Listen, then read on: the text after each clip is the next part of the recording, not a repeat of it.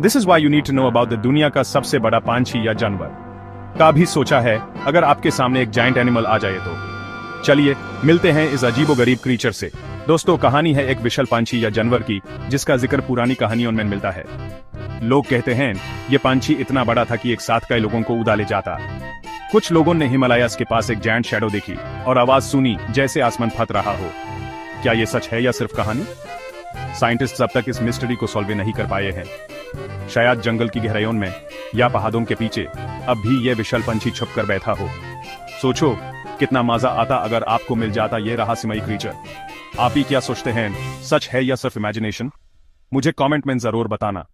अगर आपको मिस्ट्रीज पसंद है तो वीडियो को लाइक और शेयर करना मत भूलना।